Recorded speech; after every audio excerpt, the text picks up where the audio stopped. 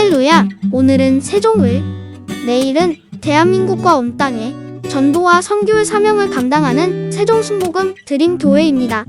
하나님의 사랑과 은혜가 치유와 응답이 있는 성령 충만한 교회입니다. 구독과 중보기도로 드림가족이 되어보세요. 오늘도 주 안에서 참 좋은 날입니다. 로마서 11장 33절부터 우리 말씀을 나누겠습니다. 33절 우리 다 같이 읽으십시다. 깊도다 하나님의 지혜와 지식의 부요하며 그의 판단은 측량치 못할 것이며 그의 길은 찾지 못할 것이로다. 하나님의 지혜와 지식의 부요함을 우리가 측량할 수 있습니까? 우리가 하늘의 높이도 측량하지 못하는데 하늘을 지으시고 땅과 바다와 세계와 그 가운데 모든 것을 지으신 하나님의 지혜와 지식의 부유함을 어떻게 우리가 측량할 수 있겠습니까? 지혜라는 것은 문제를 해결한 능력을 말하는 것입니다. 지혜가 있는 사람은 어려운 문제를 당해도 쉽게 그것을 풀어갑니다. 지식은 사물에 대한 정보를 말하는 것입니다. 꽃은 어떻게 피느냐? 지식입니다. 얼음이 어떻게 어느냐? 원리를 알아내는 것, 지식입니다. 경제가 어떻게 돌아가느냐? 경제학, 경제적인 지식입니다. 지식은 사물의 원리와 정보를 알아내는 것이 지식인데, 이 지식은 우리가 학교에서 공부를 해서 얻을 수 있습니다. 초등학교, 중학교, 고등학교, 대학교, 대학원, 연구실 이런 것을 통해서 우리가 많은 새로운 지식을 배우기도 하고 또 새로운 것을 발견해서 지식의 세계로 들어가기도 하는 것입니다. 그러나 지혜는 그렇지 않습니다. 아무리 지식이 많아도 지혜가 없는 사람은 그 지식을 쓰지 못해요. 지식은 연장이면 지혜는 연장을 서는 능력입니다.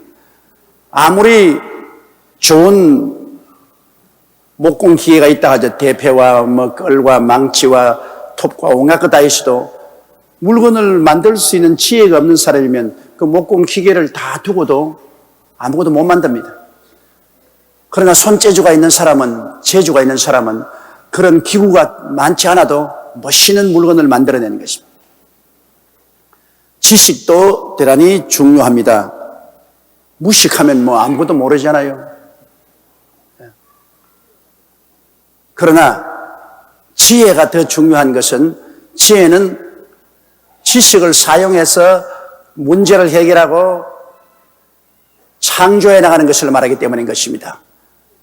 그렇기 때문에 무엇보다도 지혜를 구하라고 성경은 말하고 있는데 지혜는 태어날 때부터 첫째로 타고납니다. 여러분 다 같은 자식 낳아도 지혜 있는 자식이 있고 멍청한 자식이 있어요. 지혜 있는 자식은 부모의 뜻을 잘 알아가지고서 착착착 처신을 잘하는데 멍청한 놈은 언제나 잘못해가 매나 맞고 멍청한 짓만 자꾸 합니다. 다 같은 부모의 설화에서 자라나지만은 지혜 있는 자식과 지혜 없는 자식이 있어요. 민족들도 그래요. 이 지구에 다 흩어 살지만은 지혜 없는 민족에 있고 지혜가 많은 민족이 있어요. 지혜가 많은 사람은 지혜 없는 민족을 지배하고 다스려요. 지혜 있는 사람을 구한다는 것 얼마나 여러분 중요합니까?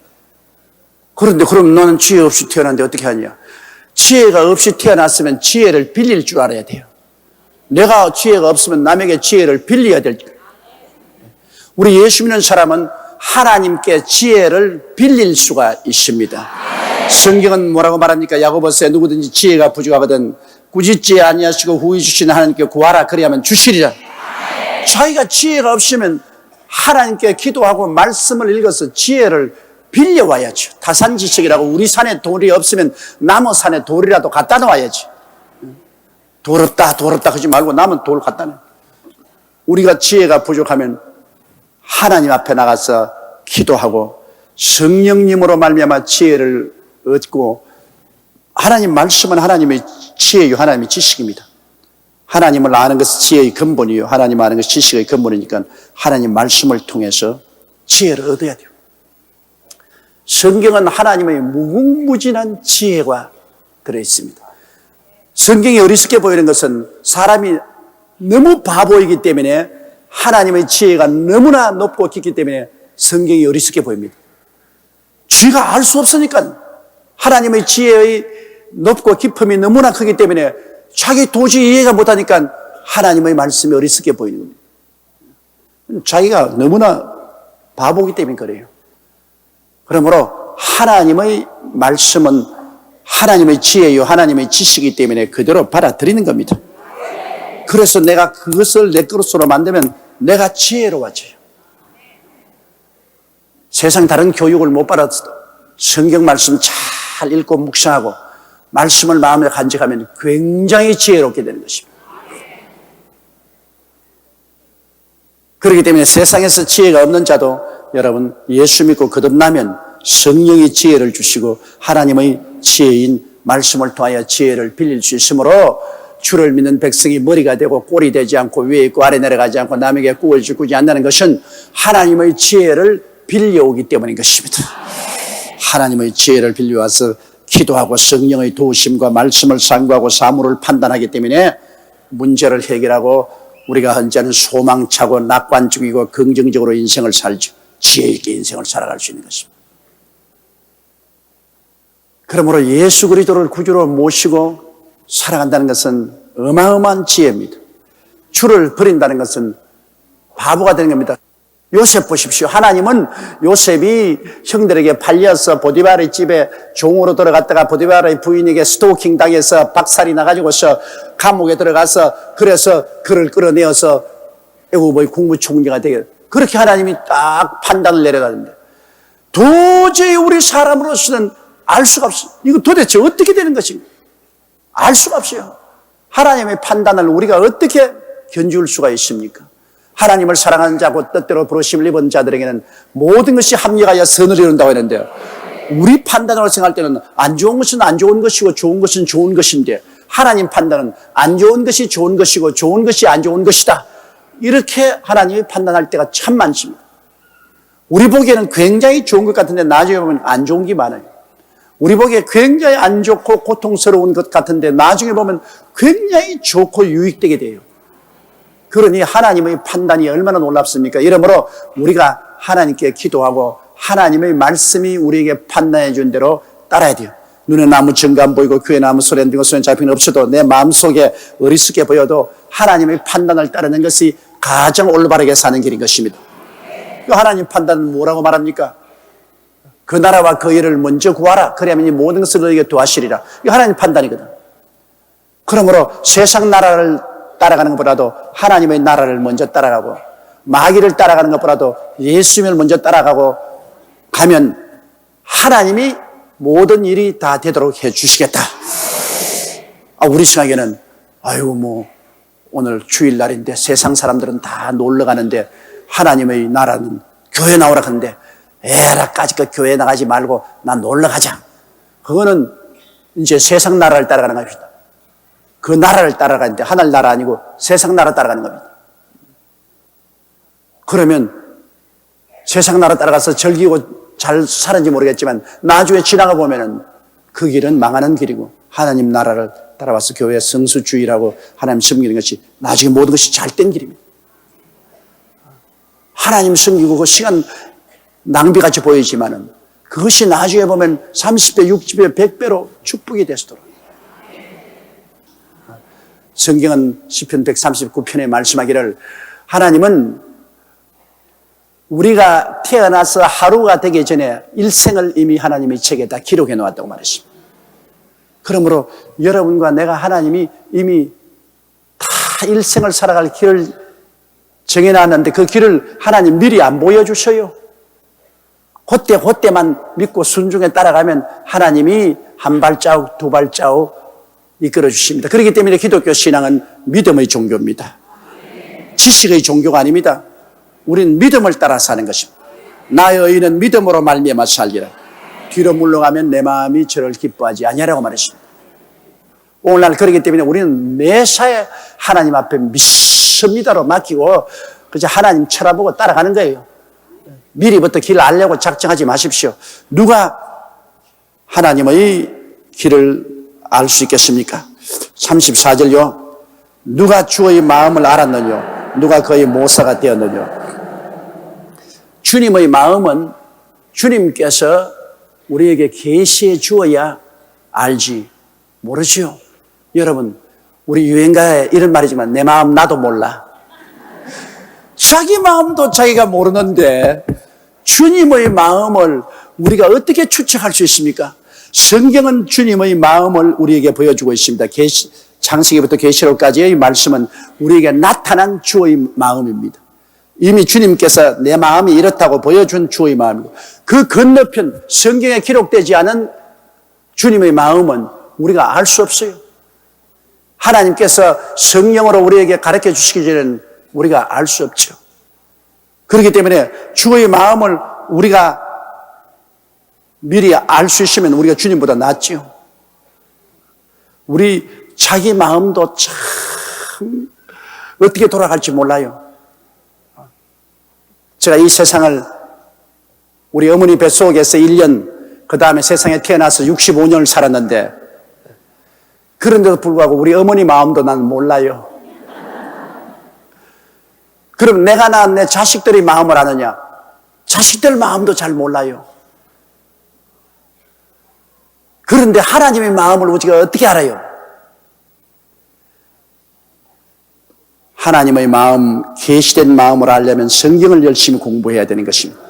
성경에 하나님이 당신의 마음을 계시해 놓았기 때문에 하나님 마음을 알고 하나님의 마음을 따라서 기도하면 응답도 받고 그 길로 가면 복을 받지 않습니까? 누가 거의 모사가 되었느냐? 모사라는 것은 카운셀러를 말하는 것입니다. 이렇게 하라 저렇게 하라 카운셀링이 주는데 어디 감히 사람이 하나님 보고 이렇게 하라 저렇게 하라 카운셀링 합니까? 여러분 어린아이가 와가지고서 부모 보고 아버지 어머니 이렇게 했어요 저렇게 하세요 그거와 한 가지입니다. 부모가 어린아이에게 카운셀링을 받겠습니까? 안 받지요. 카운셀링을 받는 것은 자기보다 월등히 경험도 많고 지혜와 지식이 많은 사람에게서 카운셀링을 받는데요. 우리가 어떻게 감히 하나님을 카운셀링 합니까? 말도 안 되는 소리죠. 35절에요. 누가 주께 먼저 드려서 갚으심을 받겠느냐? 하나님은 이 세상을 이처럼 사랑하사 모든 것을 우리에게 먼저 주셨죠. 하나님께서는 아담과 하와를 짓기 전에 천지와 만물을 먼저 다 지었죠. 다 이루어 놓고 난 다음 아담 하와를 짓고 에덴 동산도 지어서 아담에게 주었죠. 하나님 먼저 지으셨죠. 만물을. 하나님 먼저 주시죠. 우리가 하나님께 드린 것 하나도 없지 않습니까? 하나님은 모든 것을 미리 예비하신 하나님. 아브라함을 위해서 가나안 땅을 예비하셨죠. 이스라엘 12지파를 위해서 애굽의 고센 땅을 요셉을 보내서 미리 예비해 놓았죠. 모세를 통해서 이스라엘 백성들을 이끌어 나갈 때 가나안 7족을 멸하고 적과 꿀의 땅을 예비해 놓았죠. 하나님은 우리의 구원을 위해서 예수 그리스도를 미리 예비해서 보내주셨죠.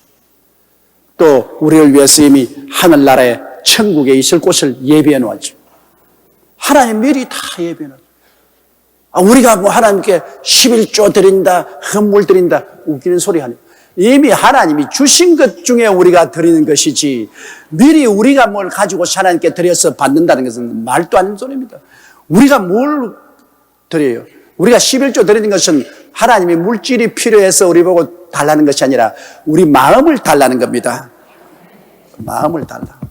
어린아이들 여러분 부모가 미리 눈깔 사탕 줘놓고 난 다음에 야 눈깔 사탕 하나 줘 그러면 엥 저기 눈깔 사탕 부모에게 바라는데 지 것도 아닌데 눈깔 사탕 바라놓고 난 다음에 야 그 눈깔 사탕 하나 줘 그러면 엥 그런데 다른 애는 착한 애는 야 눈깔 사탕 하나 줘 엄마 먹어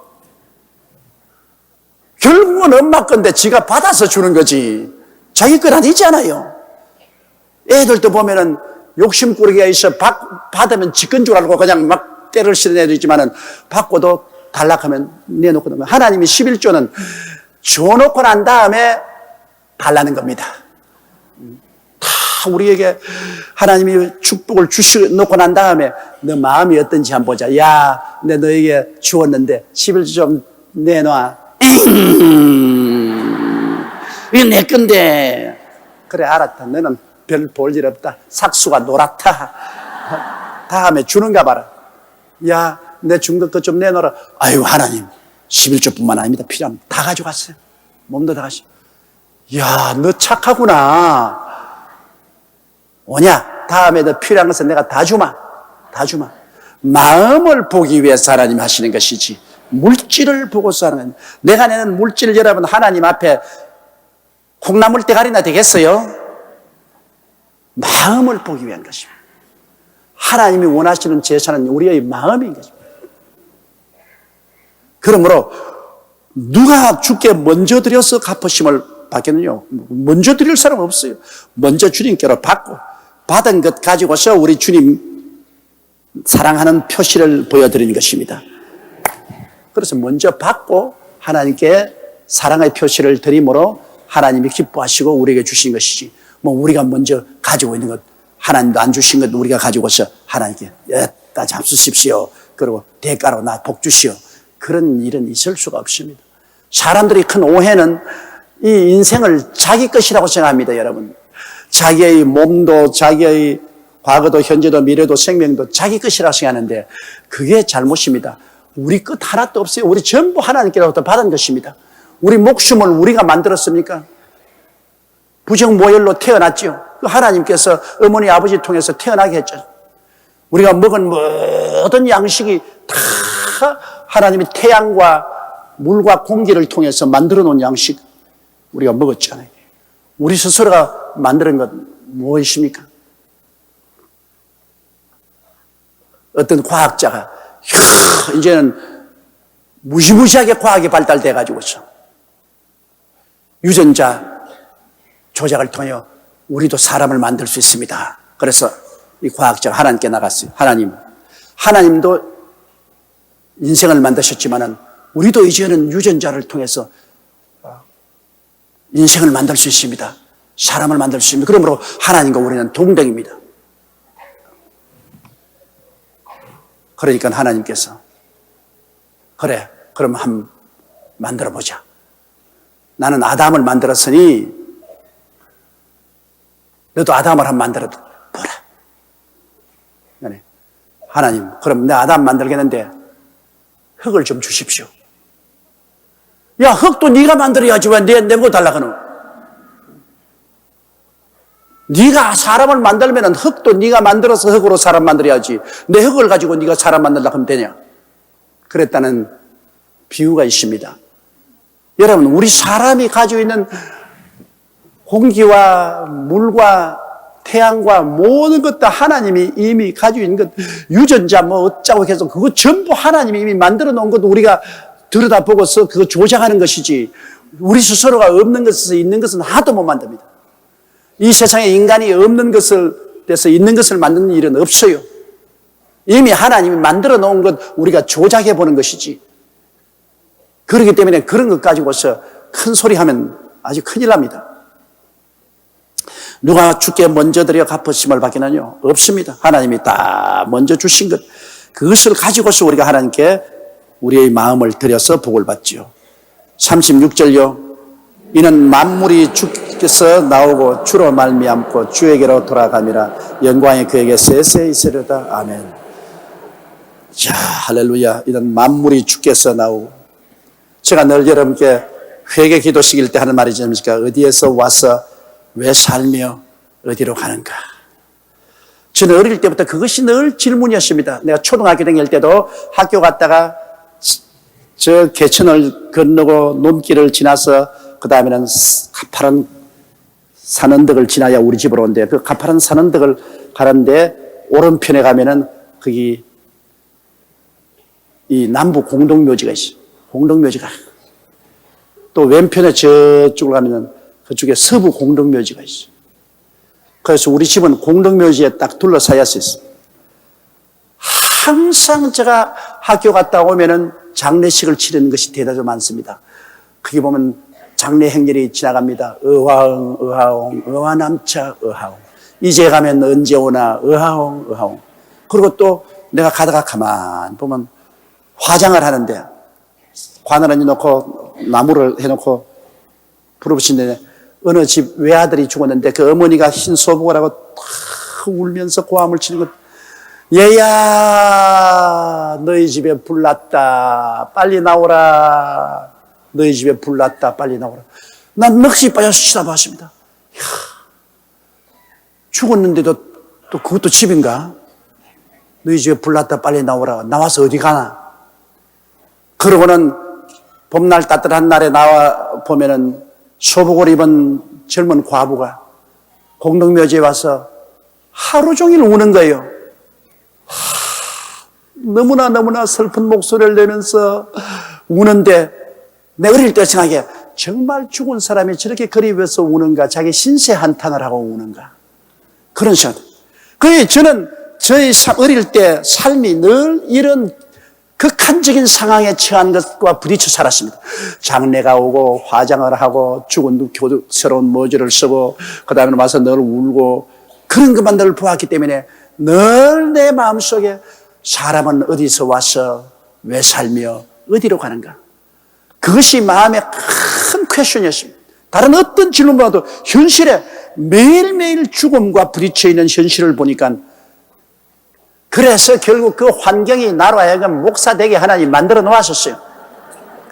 근본적인 질문을 찾고 하게 됩니다. 근원적인 질문. 어디서 와서 왜 살며 어디로 가는가. 그래서 뭐 소설책도 읽어보고 철학책도 읽어보고 종교서적도 읽어봐도 대답이 없어요. 그러나 예수 그리스도를 만나고 난 다음 이 문제가 명쾌하게 해결되어 버리고 마는 것입니다. 어디서 왔느냐? 하나님께로부터 왔다. 하나님이 아담 하와를 지으시고 나는 그 후손에서 와서 죄인인데, 그러면 왜 사느냐?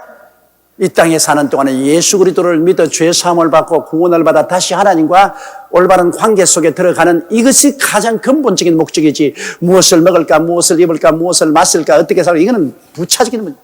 우리가 이 세상에 사는 근본적인 목적은 예수를 믿고 구원받아서 하나님과의 정상적인 교제관계에 들어간다. 어디로 가는가? 우리는 아버지의 예비한 아버지 집으로 가는 것이다. 예수를 믿고 난 다음에 명쾌하게 이것이 알려졌어요. 그러므로 여러분, 그 다음 방황하지 않고 길을 찾았죠. 예수님이 내가 길이요 진리요 생명인데, 예수님이 바로 내가 이 문을 해결하는 길이요, 예수님이 참 혼돈이 아니고 진리요, 예수님이 생명. 오늘날 사람들이 이 세상에서 복잡하게 사는데요, 뭐 정치다, 경제다, 교육이다, 문화다, 과학이다, 뭐 사업이다, 복잡하게 사는데 그게 다 여러분 복잡해졌다가 100년 안에 다 사라져버립니다. 일절 조용해져 버리면 다 죽어요. 사람들이 근본적인 질문을 해야 됩니다. 근본적인 질문. 어디서 와서 왜 살며 어디로 가는가? 이 질문을 하게 되면 벌써 그 사람은 무신론자가 아닙니다. 그 사람은 유실론자가 되는 것입니다. 이 질문을 하면 그 사람 벌써 무식한 사람이 아닙니다. 굉장히 지식 있는 사람입니다. 농장에서 애쓰고 힘쓰고 일하다가 허리를 툭 툭, 해마다 봄이면 밭 갈고 거름 주고, 여름에 김 메고 벌레 잡고, 가을에 추수해서 먹고, 또 봄이면 또 반복하고, 이 인생이 뭔가, 이렇게 해서 늙어서 할아버지도 가고 아버지도 가고 나도 가리라. 뭔가 어디서 와서 왜 살며 어디로 가는가? 벌써 그 사람은 인생의 깊은 철학적인 질문을 하는 것입니다. 무식한 사람 아닙니다. 이 질문을 하는 사람이 구원을 받습니다. 여러분, 길을 찾는 사람에게 길을 가르쳐주면 그 길로 들어오지, 아예 길을 찾지 않고 길에 대한 관심이 없는 사람은 이것이 길이라고 해도 못 본 채 하는 것입니다. 여러분은 다 오늘 구원받은 것은 여러분이 그것이 노출되었든 노출 안 되었든 간에 마음속에 알든 모르든 그 질문이 있었습니다. 어디서 와서 왜 살며 어디로 가는가? 인생은 어디로 가는가? 그 질문을 하고 있는데 예수 그리스도가 대답으로 탁 오니까 탁 깨달아지고 마음에 안심을 하는 것입니다. 여기도 보십시오. 만물이 주께서 나오고 사람뿐 아닙니다. 모든 만물이 하나님이 창조하심으로 나왔습니다. 그리고 또 주로 주님이 다 경영한다는 것입니다. 말미암다는 것. 하나님이 다 지어놓고 난 다음에 내동댕이 치면 어떻게 합니까? 하나님이 지어놓고 난 다음에 우주를 만물을 다 돌아가도록 경영하는 겁니다. 다 주님이 그 전능한 능력으로 경영하시고 그 다음에는 마지막 주께로 돌아간다. 마지막 주님이 심판하십니다. 경영을 하시고 마지막에 이제 주님께서 새 하늘과 새 땅과 새 예루살렘으로 역사를 새롭게 합니다. 낡은 세계를 주님께서 종결지으시고 하나님의 백성 구원받은 백성과 더불어 새로운 세계를 창조할 때 그때는 낡은 세계에 대한 심판을 베풉니다.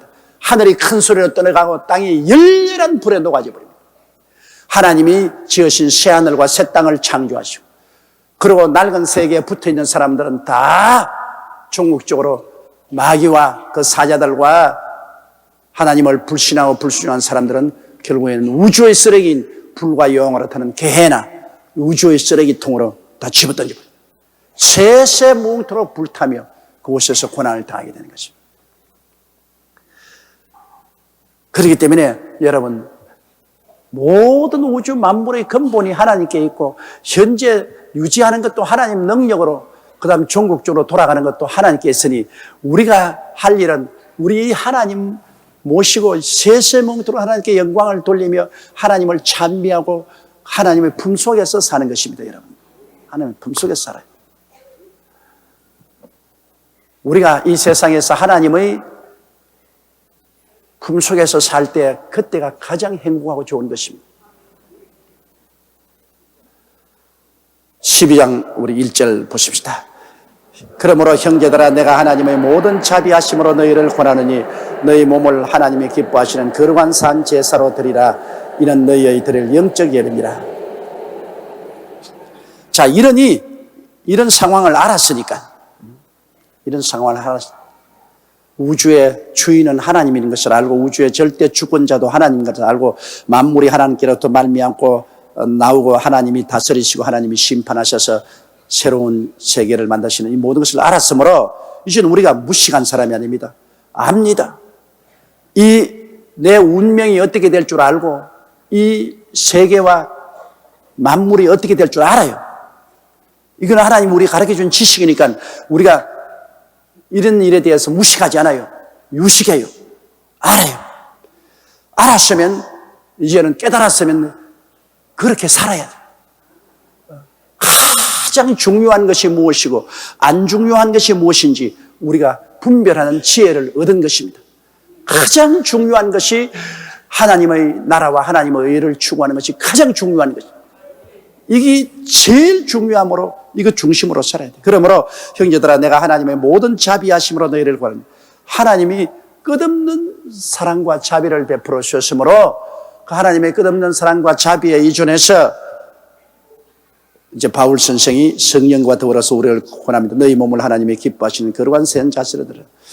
너희 몸이라는 것은 여러분 몸을 들이면 몸 안에 있는 영과 혼을 다 말합니다. 영과 혼이 몸 안에 있지 않습니까?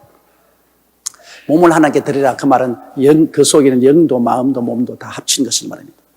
너희 몸을 하나님이 기뻐하시는 거룩한 산제사들. 하나님이 기뻐하신다. 하나님이 기뻐하시면 여러분 얼마나 좋은 일입니까? 우리가 하나님을 기쁘시게 하기 위해서 사는데 하나님을 기뻐하신다. 그럼 어떻게 하나님 기뻐하시냐? 거룩한 산제사로 드리라. 이게 죽은 제사가 아니라 산제사입니다. 제사라는 것은 여러분 구약에 보면 짐승을 죽여서 제물로 드립니다. 속죄 제물, 양이나 염소나 송아지를 와서 죽여서 제물을, 속건 제물도 한 가지죠. 번제물도 언제나 양을 태워서 감사 제물, 화목 제물 다 짐승을 죽여가지고서 피를 제단에 쏟고 그래서 하나님께 제사를 드립니다. 그런데 우리가 하나님께 제물이 된다고 막 다 그냥 칼로 찔러버리면 다 죽어버리고 뭐 이건 절단입니다. 우리의 재물은, 영원한 재물은 예수님 한 분밖에 안 계십니다.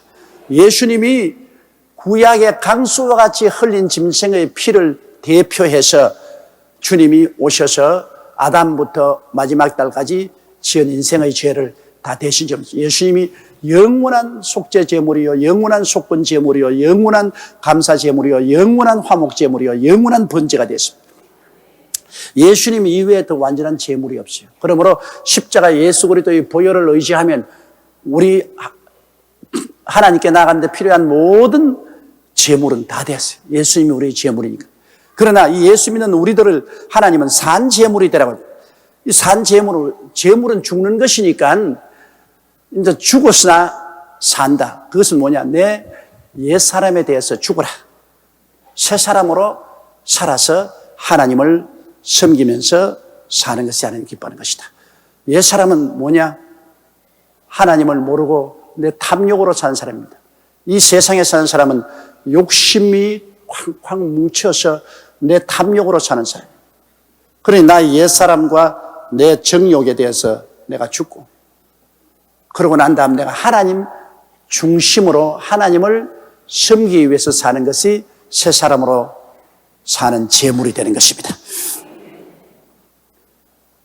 나와 세상과 마귀를 섬기면서 사는 옛사람을 청산해버리고 하나님 아버지와 예수님을 섬기기 위해서 살다. 이게 산 제물입니다. 저 사람 예수 믿더니 완전히 달라졌어. 그건 그 사람이 옛사람으로 안 살고 새 사람으로 사니까 옛사람의 친구들이 보니까 저 사람 달라졌어. 저 사람 영 사람 버렸어 이제. 이제는 뭐 우리하고 같이 술을 먹냐, 도박을 하냐, 우리하고 같이 음란 방탕을 하느냐, 우리와 같이 세속적으로 살지 않고 저 사람 뭐 완전히 이 세상에는 못 살 사람이 되어서, 그것은 세상에 대해서 죽고 예수 그리스도와 하나님께 대해서 살았기 때문인 것입니다. 예수 그리스도와 하나님께 대해서 무관심하고 자기의 욕심과 세상을 따라 사는 사람은 그것은 재물이 아닙니다. 하나님이 산 재물이 아니에요. 우리는 세상과 마귀를 따라 살지 않고 하나님 아버지와 예수님을 섬기기 위해서 살면은 세상 사람이 볼 때는 완전히 버린 사람이에요. 저 사람 이제 우리하고는 대화가 안 된다고 그렇게 세상에선 못 쓸 사람이라는데, 그 사람은 왜냐? 하나님의 재물이 되기 때문에 그것을 하나님이 기뻐하십니다. 이것이 참으로 신령한 예배입니다. 다른 여러분 종교적인 의식은 뭐 보잉 747 갖다 놓고도 돼지 대가리 갖다 놓고 절을 하고 막, 이거는 여러분 영적 예배가 아니라 이거는 완전히 욕심과 탐욕으로 어떻게 돼지 대가리를 통해서라도 귀신이 와서 좀 도와달라고, 이건 탐욕이죠. 진실한 예배는 마음에 있지 환경에 있지 않습니다. 마음이 하나님 아버지와 예수님 섬기기 위해서 산다는 그 마음 중심이 그렇게 돼 있어야 이 사람은 산 제물이고 모든 삶 전체가 신령한 예배가 되는 것입니다. 2절요. 너희는 이 세대를 본받지 말고 오직 마음을 새롭게 함으로 변화를 받아 하나님의 선하시고 기뻐하시고 온전하신 뜻이 무엇인지 분별하도록 하라. 너희는 이 세대를 본받지 말라. 이 세대는 우리가 사는 이 세상인데요, 세상이 얼마나 변화무쌍합니까? 무섭게 변해요. 저는 태어나서 일정 시대에 살던 그 세상, 일본 사람이 한국을 점령하고 일본 순사가 칼을 차고 철부덕거리면 산천초목이 떨던 그 시대에 살았습니다. 그러나 그 시대도 지나가 버렸어요. 해방이 되고 온통 기뻐하지만 너무나 혼돈이 돼가지고 전부 자유야. 그냥 너 자유 내 자유 다 자유 얻었네. 그래가 막 상하다 없고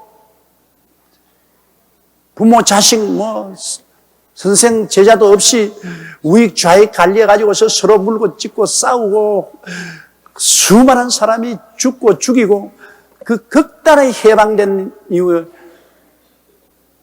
한 5년 동안 그 무시무시한 혼란 기도 보았는데요, 그것도 지나갔습니다.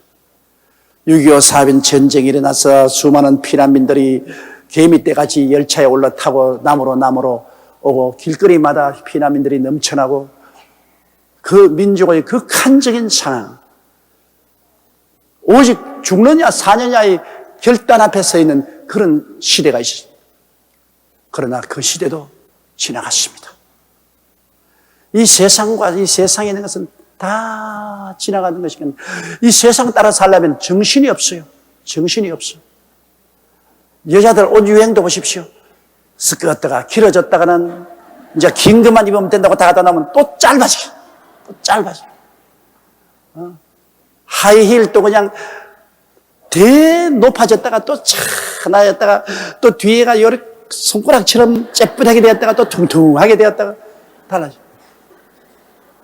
남자들도 바지가 만보 바지가 되었다가 또 착 붙은 바지가 되었다가 끊임없이 달라지잖아요. 이 세상을 본받으면 여러분 정신이 없어요. 그런데 이 세상과 이 세상에 있는 것은 다 육신의 정욕이요, 안목의 정욕이요, 이 세상의 자랑으로 전부 타락한 인간의 욕심을 따라 사는 거예요. 모든 인생은 다 타락한 인간의 욕심을 따라 사는 거죠. 그러므로 이 세대를 본받으면 안 됩니다. 마음이 새로워져야 됩니다. 마음이 어떻게 새로워집니까? 내 마음 나도 모르는데 어떻게 새로워져요? 정말 마음만은 이해할 수가 없습니다. 어떤 데는 집에 들어오면 마음이 아주 기분이 좋았다가 어떤 데 들어오면 마음이 우울하고 어떠한 사람은 어떤 때는 내가 만난 사람이 기분이 좋았다가 어떤 때 보면 또 미워지고 이게 마음 변화 모습입니다. 마음이 어떻게 됩니까? 오직 마음이 새로워지는 것은 우리 마음이 예수 그리스도 안에 들어가야 변화를 받고 새로워지는 것입니다. 고린도후서 7장 15절처럼 누구든지 그리스도 안에 있으면 5장 17절입니까? 새로운 피조물이라 이전 것은 지나갔으니 보라 새 것이 되었다. 그리스도 안에 들어가야 마음이 새로워지지요. 그리스도 밖에서는 마음이 새로워질 이유가 없어요. 소도 언덕이 있어야 문지른다 하는데 마음이 달라질 이유가 없지 않아요. 우리는 예수 그리스도를 믿고 나니까 그리스도의 보배로운 피로 말미암아 마음이 달라질 이유를 얻었습니다. 그 보혈로 말미암아 용서받고 의롭다함을 얻었으니 이젠 죄를 이길 수 있는 마음이 용기가 생기잖아요. 그렇죠? 보혈로 나는 죄를 이기고 이제는 의롭게 살죠. 또 예수 그리스도의 보혈을 의지하니까 마귀와 세상을 보고 물러가라고 할 수 있어요. 내 마음이 이제는 의지할 때가 있으니까 사탄과 세상을 물리치고 내가 병들어도 내 마음이 이제는 믿음으로 치료하면 받은 것을 알기 때문에 이 불법적인 질병은 물러가라. 그렇게 할 수 있는 마음의 바탕이 있어요. 저주가 와도 아브라함의 축복을 내가 받은 사람이니 저주는 물러가라고 호통을 치고 물러가라고 할 거예요. 사망이 와도 사망은 너희 이기는 것이 어디냐, 사망이 너희 손인 것이 어디냐, 겁날 것 없다. 그리스도 안에서 천국이 예비되어 있다. 확신을 가지고. 마음이 변화를 받으려면 예수를 믿어야 변화받을 이유가 생깁니다. 변화받을 조건이 생기고 지식이 생기는 것이지. 예수 믿지 않냐고 그냥 마음에 변화받아라. 너 마음을 바로 먹어라. 마음을 바로 먹어야 돼. 바로 먹을 뭐가 바른지도 모르는데 어떻게 바로 먹어요? 큰 슬픔을 당했을 때 가서 마음을 가라앉혀. 마음을 가라앉혀. 내 마음 나도 모르는데 어떻게 가라앉혀요? 가라앉혀 하잖아요. 마음을 가라앉혀. 마음을 단단히 먹어. 마음을 굳세게 해야 돼. 그 사람들은 배고픈 사람에게 배불러라. 아주 맛있게 먹어라. 배불러라. 궁구다니지 마라. 배고픈 사람 먹을 게 없는데 그런 말이 무슨 소용이 있어요? 먹을 것을 줘야지.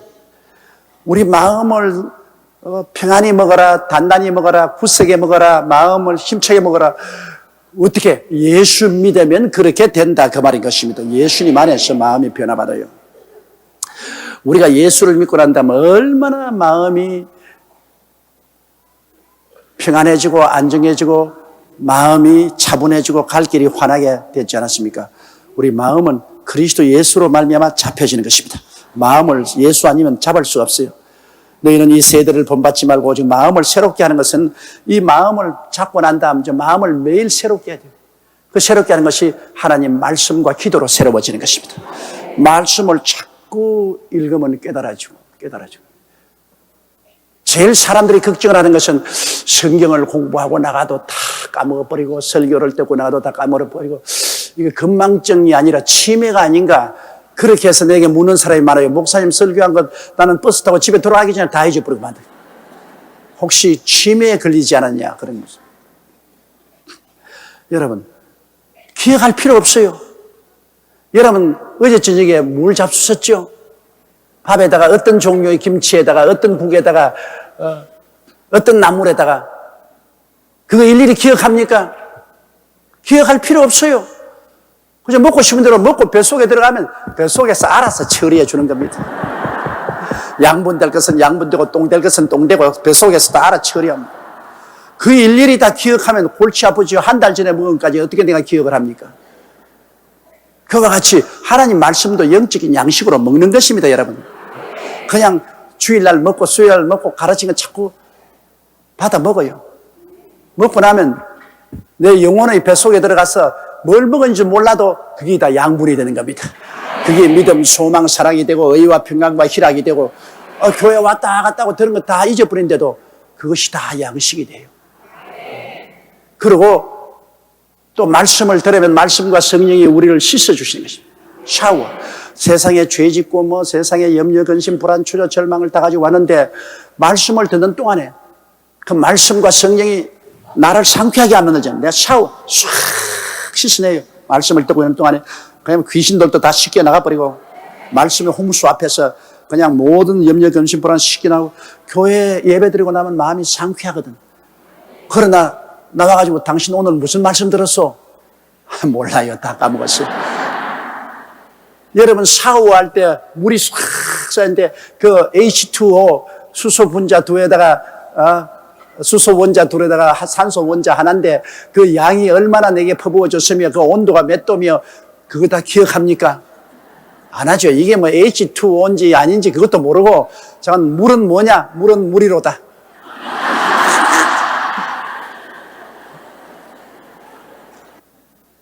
샤워할 때 그죠? 물로 샤워하면 뭐 물은 물이로다 하면 그뿐이지 뭐 그 이외에 다른 거 할 수 없어. 씻는 것이 중요하지. 하나님 말씀이 뭐 서론이 어떻더라, 본론이 멧돼지로 했더라, 결론이 어떻더라, 목사님이 뭘들 강조하더라, 그거 다 잊어버려도 괜찮아요. 뭐였냐? 교회 갔다 왔습니다. 말씀 듣고 왔다. 뭐 들어왔나 몰라요. 그럼 뭐로 갔노? 그래도 갔다 오면 마음이 편안하고 상쾌하고 좋아요. 그렇다고요. 그게 예배 보는 거라고. 그게 하나님 있습니다. 그러니까 말씀을 받아 먹고 말씀으로 목욕하고 가는 거예요. 그 다음에 양분이 되는 것은 내가 몰라요. 내 속에 들어와서 성령이 양분이 되게 만들어 주시고 하나님 말씀과 성령이 나도 모르게 다 씻어 주시고 그래서 교회에 자꾸 왔다 갔다 해야 되는 것입니다. 자꾸 출석해서 말씀은 들어야 영양분이 오고 자꾸 교회 출석해야 씻어지는 거죠. 성결하게 되는 거죠. 그래서 마음이 새로워지는 겁니다. 마음이 새로워지는 것은 예수 믿고 새로워진 바탕에다가 매일매일 새로워지는 것은 매일 말씀을 읽고 듣고 매일 기도함으로 마음이 새로워지죠. 그러면 변화받죠. 마음이 달라져야 사람이 변화를 받죠. 아무리 화장을 잘한다고 해서 변화받지도 아니하고 옷을 바꿔 입는다고 변화받지 않아요. 그것은 그 치장에 불과해요. 사람이 변화되는 것은 속이 변화돼야 돼요. 육신은 문제가 아닙니다. 속에 눈에 안 보이는 마음이 가장 큰 문제입니다.